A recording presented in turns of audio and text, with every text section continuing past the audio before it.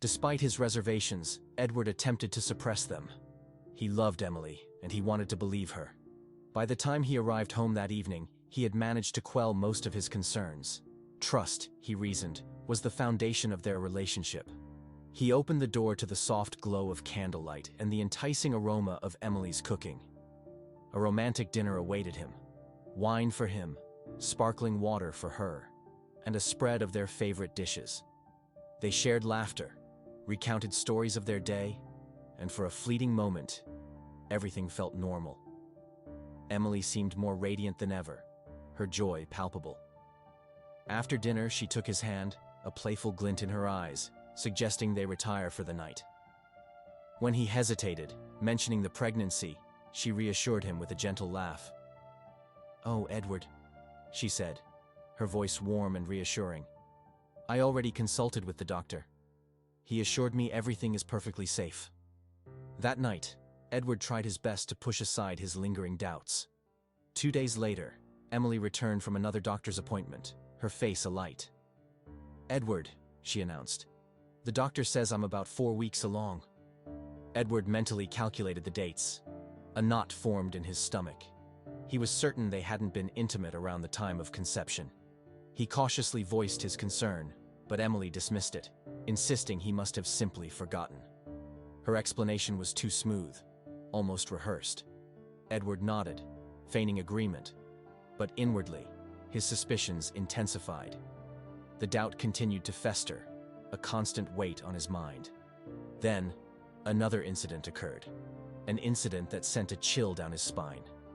Edward began experiencing a persistent discomfort, an irritation that grew increasingly concerning. He decided to seek medical advice without informing Emily. After undergoing a series of tests, the results delivered a devastating blow. He had contracted an STD. The news struck him like a physical blow, bringing everything he had tried to ignore into sharp, agonizing focus. His doubts solidified into something far more serious, a sickening certainty. He needed answers, and he needed them now. Seizing an opportunity while Emily was out one morning, Edward decided to examine her belongings. He carefully opened her laptop, meticulously combing through her emails and any documents related to her recent business trip. He was unprepared for what he uncovered. As he scrolled through countless emails, his eyes landed on her trip itinerary. His heart sank as he saw a name he hadn't thought of in a long time: Aaron Reed. He hadn't realized Aaron was still working in the same industry. Aaron had left Edward's company over a year ago, fading into the background of his memories. But there it was, plain as day. Aaron's name listed alongside Emily's, both designated as part of the team attending a business exhibition. It all clicked into place with a sickening lurch. The rivalry, Aaron's arrogance, the way he had hovered around Emily at that party years ago. A chilling thought took root. Was Aaron using this as an opportunity to exact revenge? It had been obvious that Emily's attention had shifted to Edward that night, and Aaron had never been one to handle rejection gracefully. Could he be using his newfound professional connection with Emily to settle an old score? Or worse, had they rekindled something during her trip? Edward woke with a start, anxiety gnawing at him. His mind raced, caught between the day's demands and Emily's imminent return. Weeks of business travel had left the house feeling hollow. He busied himself, ensuring everything was perfect. Fresh coffee, a tidy living room, her favorite blanket draped invitingly over the armchair. Sunlight streamed through the hallway windows as the door swung open, revealing Emily. A tired but genuine smile graced her lips. He rushed to her, enveloping her in a warm embrace. "Welcome home, Emily," he whispered. She hugged him tightly, her head nestled against his shoulder. "It feels so good to be back," she sighed. After a moment, she pulled away, reaching into her bag. She produced a small, white stick. "I have news," she declared, a soft smile illuminating her face. "I'm pregnant." Edward stared, stunned. The words, the object in her hand, hung in the air. A wave of surprise and elation washed over him. "Emily, are you serious?" He reached for her hand, his grip tight. Emily nodded, chuckling and wiping away a stray tear. "Yes," she confirmed, her voice filled with joy. "We're going to be parents. Isn't that amazing?" She gave him a quick peck and squeezed his hand. A flicker of doubt, however, pierced through his happiness. They hadn't been as close recently, a distance that had grown during her trip. Hesitantly, he voiced his concern. Emily dismissed it with a laugh, attributing it to odd timing, and promised to schedule a doctor's appointment to confirm everything. Edward nodded, reassured, yet still unsettled. As he grabbed his briefcase and coat, the news reverberated in his mind. Despite her reassurances, the nagging doubt persisted. At the office, he struggled to focus. Contracts and emails seemed trivial, his thoughts returning to their first encounter. 5 years prior, Emily had entered his life at a company party celebrating his promotion. The memory remained vivid. The throng of colleagues, the lively chatter, the swell of pride he'd felt. Across the room, he spotted her, laughing with Aaron Reed, his colleague. Aaron, equally ambitious, possessed an arrogance that grated on Edward. While they respected each other's abilities, an undercurrent of rivalry always simmered between them. That night, Aaron was at his most ostentatious, his laughter echoing through the room, his arm proprietarily draped around Emily. Edward observed Aaron leaning in, almost as if marking his territory. With Aaron, everything became a contest, but Edward wasn't one to shy away from a challenge. He engaged Emily in conversation, and they quickly connected, their laughter and easy banter a stark contrast to Aaron's simmering impatience. Emily's intelligence, effortless charm, and genuine warmth captivated Edward. As the evening progressed, Aaron's boasts grew more extravagant, his arrogance increasingly tiresome. When Aaron excused himself to network with executives, Edward saw his chance. He offered to fetch Emily a drink, and her grateful smile spoke volumes.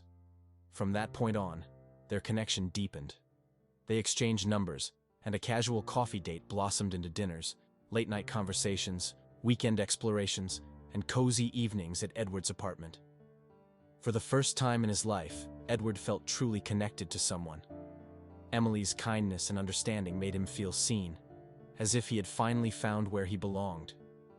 A year into their relationship, Edward knew he couldn't wait any longer. Strolling along the beach, bathed in the soft glow of moonlight, he turned to her. The words, though simple, held immense weight. Taking her hand, he gazed into her eyes and asked her to be his wife. Her radiant smile was all the answer he needed. He purchased a small house near the ocean, a cozy haven they could call their own. They poured themselves into making it a home, carefully selecting furniture, choosing paint colors, transforming it into a shared sanctuary. Countless hours were spent on the back porch, watching the waves crash against the shore, sharing their dreams and worries. They built a life together, filled with love, laughter, and the occasional disagreement, over chores, late work nights, or even the arrangement of kitchen utensils. But through it all, they always found their way back to each other. Edward treasured those moments, both the joyful and the challenging. He could still vividly recall her smile, the sound of her laughter, the feel of her hand in his. Now, with the news of the baby, he felt a mix of excitement and apprehension. Were they on the cusp of a new chapter? Yet the nagging question lingered. Was she being entirely honest with him? Certain details surrounding the pregnancy didn't quite add up. As these disturbing possibilities swirled in his mind, the pieces of the puzzle began to fit together, forming a picture he could no longer ignore. The thought of Emily and Aaron conspiring against him, mocking him, scheming to take everything he had worked for, filled him with a profound sense of dread. The betrayal itself was painful, but the prospect of being made a fool of cut even deeper. If Emily was carrying Aaron's child and presenting it as his own, she could secure alimony and potentially lay claim to a substantial portion of his assets. The realization that he needed to protect himself became overwhelmingly clear.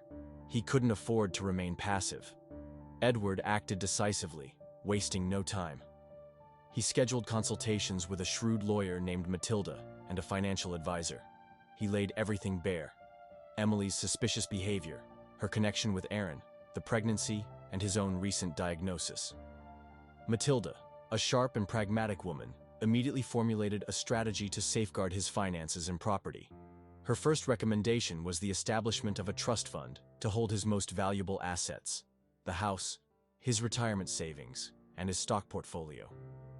By placing these assets within the trust, they would be legally protected from Emily in the event of a divorce. Next, his financial advisor recommended transferring his liquid assets to offshore accounts in jurisdictions known for their strict privacy laws, shielding them from potential legal action. He also suggested diversifying a portion of his savings into tangible assets like gold and collectibles, which could be discreetly stored in private vaults, further detaching them from his name on paper. They also agreed that Edward should take out a substantial loan against the house, depositing the funds into a secure account managed by his law firm. This maneuver would effectively diminish the house's net value, making it a less attractive asset in a divorce settlement. Finally, Matilda emphasized the importance of meticulous documentation. He needed to keep detailed records of every interaction with Emily, noting any suspicious behavior, and compiling any evidence he could gather regarding her relationship with Aaron. Over the following week, Edward diligently executed these plans, moving with stealth and precision, careful not to arouse Emily's suspicions.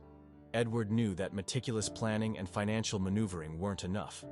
He needed irrefutable proof. He engaged the services of a private investigator, a quiet, observant man named David, tasking him with tracking Emily's movements and confirming his suspicions about Aaron. David immediately began his surveillance. Emily and Aaron were cautious, careful to avoid any overt displays of affection or spending too much time together in public. However, David's patience and keen eye paid off. He managed to capture several telling moments: a lingering glance across a crowded room, a private lunch meeting, an evening spent in a secluded cafe. The photographs and video footage, while not explicitly incriminating, revealed an undeniable intimacy between them. They leaned in close, their expressions conveying a shared understanding that went beyond professional courtesy. It wasn't definitive proof of an affair, but it was enough to raise serious questions in a court of law. Edward felt a growing sense of unease. He didn't want to prolong the investigation any further. He had seen enough. With his financial affairs secured and David's preliminary findings in hand, Edward met with Matilda to finalize the divorce papers. Matilda ensured that the paperwork was ironclad, protecting his assets as planned, and leaving Emily with far less than she might have anticipated. Once the documents were prepared, Edward quietly packed a bag, taking only essential belongings. He left the house without a word, without a trace, relocating to a distant part of the country where Emily would struggle to find him. He checked into an anonymous hotel, the silence a stark contrast to the turmoil within him, and waited. Emily returned from her 3-day trip to a silent, empty house. Initially, she dismissed it, assuming Edward was working late or out with friends. Then she noticed the envelope on the kitchen counter. Her hands trembled as she reached for it, a sense of foreboding washing over her. Inside, she found only the divorce papers, stark and final, bearing Edward's signature. She stood frozen, the reality of the situation crashing down upon her. Disbelief warred with a rising panic.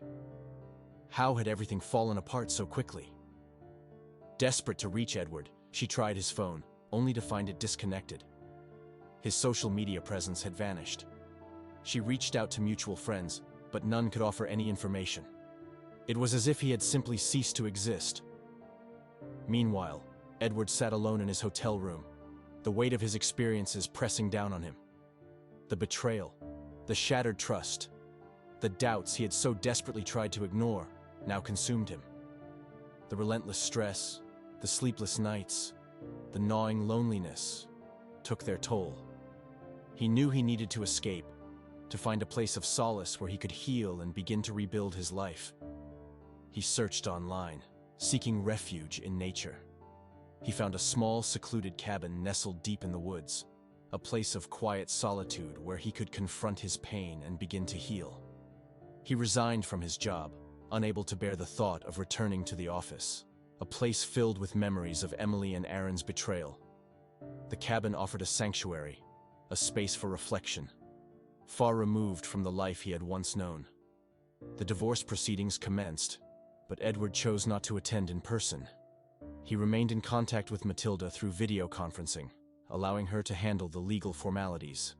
Emily, on the other hand, arrived at court, confident that things would go her way. She had underestimated Edward's meticulous planning.